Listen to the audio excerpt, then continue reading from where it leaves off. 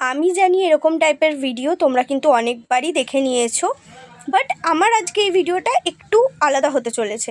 যেমনটা তোমরা এখানে দেখতে পাচ্ছ, আমার অনেক রকমের টাইপের সিলিকা জেল, যেমন বড় স্টোনও আছে, ছোটও আছে, এবং একদম যেটা মাইক্রো সেটাও আছে।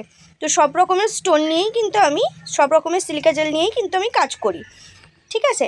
এবার এই জিনিসটার মধ্যে অনেকবার ফ্লাওয়ার ড্রাই করার ফলে সিলিকা জেলটার কালার ফেড হয়ে গেছে, পিঙ্কিশ থেকে হোয়াইট হয়ে গেছে।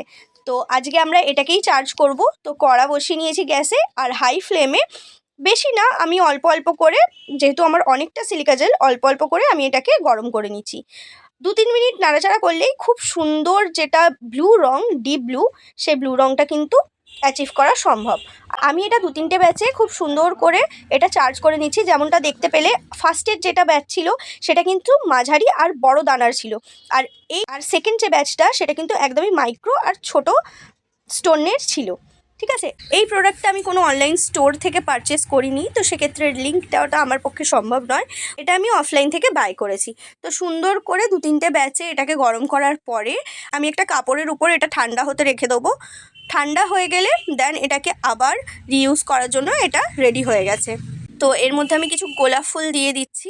এটা আমার 40টা গোলাপ ফুলের অর্ডারের কাজ ছিল। তোমাদের কীরকম লাগছে অতি অবশ্যই কিন্তু কমেন্টে জানিও।